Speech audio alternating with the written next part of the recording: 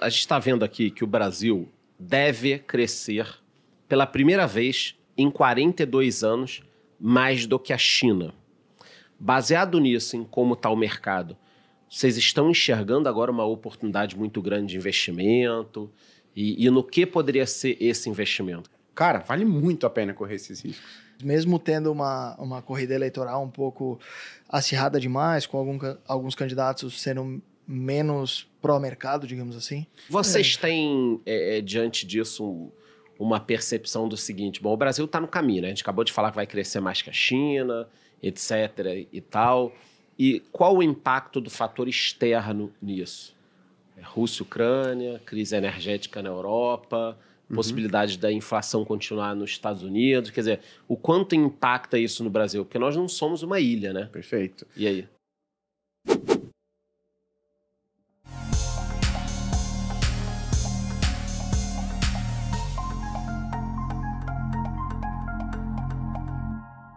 A gente está vendo aqui que o Brasil deve crescer pela primeira vez em 42 anos mais do que a China. Baseado nisso, em como está o mercado, vocês estão enxergando agora uma oportunidade muito grande de investimento? E no que poderia ser esse investimento? O que vocês estão achando disso? Esse crescimento brasileiro é maior do que a China, a gente podia focar nisso. Legal. Eu acho que o Brasil está passando pela... A gente passou 6, 7 anos atrás pela tempestade perfeita. Acho que tudo que podia dar errado estava dando com o Brasil. Porra, Quer mandar um beijo para Dilma? Na câmera 1. Tá ali nos assistindo. Na câmera 1. E aí até o cenário externo super conturbado para país emergente e tudo mais, né? E agora eu acho que a gente está vendo um cenário um pouco diferente. Eu acho que quando a gente olha o cenário inflacionário, o Brasil é um dos países que está com a inflação relativa, né, o seu histórico aí mais tranquila dos últimos anos. Você pega Estados Unidos, maior dos últimos 40, Europa, maior dos últimos 50, né? Você pega aí a moeda brasileira se fortalecendo com fundamentos fortes. Então, poxa, a política monetária aí ortodoxa, né? Visando só o controle da inflação, fiscal surpreendendo positivamente 2 anos atrás. Qualquer economista falava, o Brasil vai chegar lá em 2022 devendo 100% do PIB. Poxa, hoje a gente está aí devendo 75% do PIB. Uma surpresa de 25%, né? E a gente está com resultados fiscais aí bem melhores do que a gente imaginava no passado. Então, se a gente for pegar o que o Brasil está vivendo hoje, inflação embicando para baixo, né? Juros ali no patamar ok para controlar a inflação, fiscal relativamente tranquilo. E aí, quando a gente olha o restante, tanto dos países emergentes quanto dos desenvolvidos, a gente fala, poxa, o Brasil está numa melhor condição do que a galera para atrair investimento, né? Agora, com relação à China, né? Poxa, a China é um dos grandes parceiros comerciais do Brasil. China, Estados Unidos e Europa, né? A China passando por um processo de desaceleração afeta negativamente o Brasil em termos de expectativa de crescimento, né? A gente exporta bastante, pode ingressar menos recursos para o Brasil, mas isso não muda o fato de que o Brasil hoje está posicionado muito bem frente aos outros países do mundo. E aí quando a gente olha os preços, então está muito caro os ativos do Brasil. Não, a gente olha o Brasil, vê o Brasil muito bem posicionado, do ponto de vista fiscal, inflacionário, monetário, e a gente vê ainda os ativos baratos. Então eu acho que, poxa, a gente está vivendo um momento assim, muito bom para o Brasil. Eu acho que efetivamente quem entrar agora no mercado, comprar ativos de risco, né, ter aquela postura anticíclica, porque se olhar do passado, meio que tudo teve uma performance ruim, eu acho que vai ter resultados muito positivos. Até trazendo números aqui atuais para a galera, quer dizer, atuais 2020, né, porque demora para atualizar algumas informações de exportações do Brasil, 31,7% China, 10,2% Estados Unidos. Aí depois tem aqui Holanda, Alemanha e tal, mas a gente está falando de mais de 40% China e Estados Unidos. Quer dizer, olha a nossa dependência, né?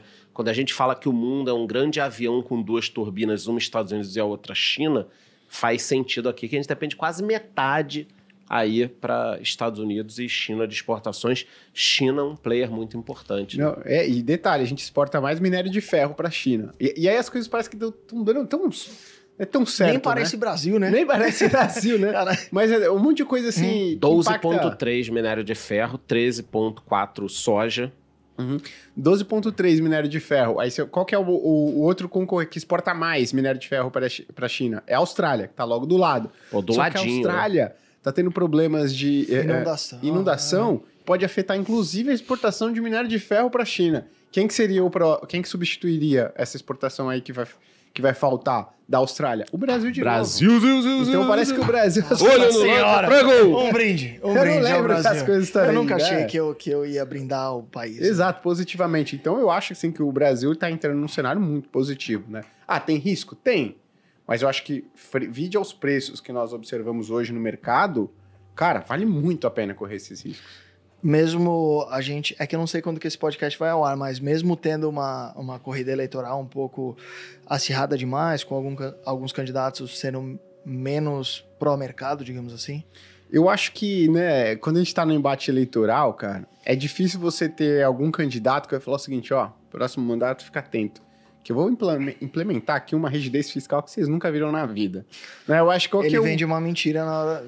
Eu acho que qual que é o mais comum? Pô, os candidatos falam, ó, eu vou gastar, vou aumentar isso, vou aumentar aquilo. E hoje você vê dos dois lados. Né? Ó, aumento do benefício X, aumento do benefício Y, vou fazer isso, vou fazer aquilo. Vou quebrar a regra do teto de gastos e tudo mais. Só que isso é um discurso, pô, que cola super pra população. Ó, população, vou aumentar aqui os gastos que eu vou fazer com vocês, tá? Então, isso é um discurso, pra mim, eleitoral. A gente tem que observar no passado, né, quando os dois candidatos assumiram, qual que foi a postura macroeconômica que eles implementaram.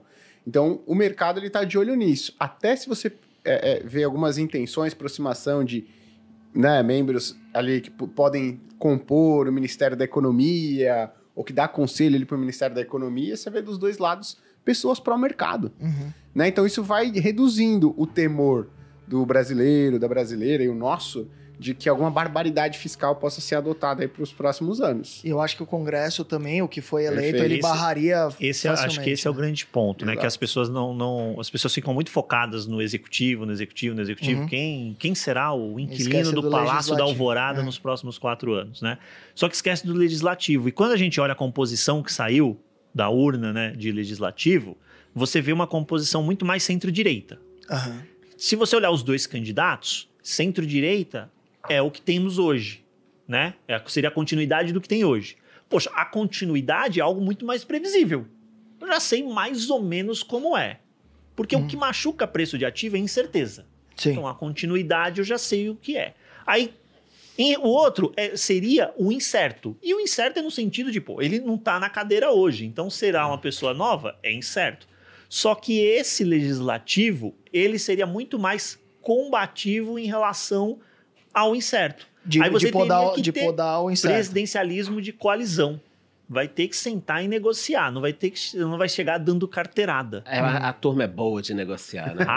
Eles são bons nisso. Boa pra caralho de E negociar. tem uns caras que tomam umas entendeu? pingas e negociam bem. Aqui é Brasil, Quando né? você for vender o imóvel, passa pra eles negociarem, cara. Os caras são Você bons. ganhou Olha, pouco, hein? Aí eu ganharia 300%. E vocês têm, diante disso, uma percepção do seguinte: bom, o Brasil está no caminho, né? A gente acabou de falar que vai crescer mais que a China, etc. e tal. E qual o impacto do fator externo nisso? Rússia, Ucrânia, crise energética na Europa, possibilidade da inflação continuar nos Estados Unidos. Quer dizer, o quanto impacta isso no Brasil? Porque nós não somos uma ilha, né? Perfeito. E aí? Não, eu acho que assim, eu acho que você ter um cenário negativo mais adverso, acho que você diminui o potencial, né, do que você pode observar aqui no Brasil. Por exemplo, tem gente que fala o seguinte: a inflação dos Estados Unidos está alta, os Estados Unidos estão subindo a taxa de juros, pô, a gente não vai observar ganhos aqui no Brasil, tanto em ações, quanto em renda fixa, né, quanto em fundos imobiliários. Poxa, isso aconteceu em 2015, cara. 2014, os Estados Unidos estavam lá, juros nos Estados Unidos subindo. Pô, e aqui no Brasil, o que a gente estava observando? Queda forte nos juros futuros, queda da taxa Selic. Então, uma coisa ela não é linear. Ela pode diminuir, né, a sua expectativa de ganhos, mas não é porque os Estados Unidos estão subindo os juros que necessariamente o Brasil vai ter que subir também, ou não vai conseguir cortar. Então a gente tem que fazer uma mescla aí do cenário internacional e do cenário nacional. Como é que a gente estava observando lá atrás, né, quando o Brasil começou a converter a taxa de juros e os Estados Unidos estavam subindo? Pô, a gente estava vendo um ambiente interno muito favorável para o Brasil, com expectativa fiscal melhorando, né, de gastos públicos, com expectativa de inflação caindo. E aí você conseguiu realizar corte de juros, expectativa de juros caindo e ativo de renda variável bombando. Então, isso pode acontecer mesmo com um cenário externo mais adverso. Só que, obviamente, afeta ali o seu espaço para ganhos, né? Porque, como você falou, a gente não vive numa ilha. Agora, questão de guerra ela é mais sensível, né? Então, se você tem uma escala ali do conflito entre Rússia e Ucrânia, muito perto da Europa, né? As tensões ali com a Europa se elevando, aí você já tem um cenário um pouquinho mais complicado, né? O Brasil, poxa, vilão da inflação no Brasil e no mundo dos últimos meses foi o petróleo, gasolina, combustíveis. Então, você tem aí uma elevação desse conflito, afeta o petróleo. A gente vai ver aqui, obviamente, a inflação batendo também uma hora ou outra. Ah, você não vai descer na inflação, o governo vai matar no peito, aí vai pegar do lado fiscal. Então, também atrapalha o Brasil na expectativa de ganho. Para mim, o maior medo hoje, né, o maior risco não é o cenário inflacionário nos Estados Unidos, alta de juros nos Estados Unidos. Eu acho que isso tira o espaço para ganho, mas eu acho que isso não faz o jogo virar. Eu acho que o que faz o jogo virar para um lado negativo seria uma escalada aí das tensões entre Rússia e Ucrânia, espalhando um pouquinho para a Europa. Isso teria o potencial de virar o cenário que eu vejo positivo. Agora, a inflação nos Estados Unidos, inflação na Europa, né? Se cessar por aí a escalada das tensões aí geopolíticas, eu acho que não muda Então o você jogo. tá otimista. Tô otimista. Quer dizer, a chance do Copom ter que aumentar de novo os juros você não enxerga. Eu acho que é baixa, né? Chance sempre tem, né? Economista, né? Lembrando que estamos em 4 economistas, né? Enquanto gravamos aqui, tá em 13,75. Perfeito, certo? tá em Porque eu 13,75. acho que vai ao ar só semana que vem, alguma coisa assim. Então, a chance para mim é baixa disso acontecer, né? Baixa mesmo. Até porque eu acho que hoje também o mercado brasileiro ele amadureceu no seguinte sentido. O que a gente esperava antigamente? O Banco Central tem que controlar a inflação do ano que vem. Do ano que vem, do ano que vem. E aí a gente teve uma baita inflação de oferta, né? Energia elétrica, petróleo explodindo. Isso não tem muito a ver com a atividade econômica. Para o Banco Central jogar a inflação do ano que vem para a meta de 3,5%, ele tinha que colocar a Selic lá em 16%, 17%. Só que, poxa, hoje parece que a economia brasileira, né? A estrutura macro do Brasil está com uma maturidade maior. Então, poxa, a gente vê a expectativa de inflação do horizonte relevante, que é lá final de 2023, 2024. E aí a gente vê uma convergência para a inflação. Então, acho que a gente pode até ter um choque aí no meio do caminho, mas o Banco Central está olhando mais para não destruir a atividade econômica com uma Selic mais alta, um horizonte relevante lá que é final de 2023, 2024, a expectativa de inflação.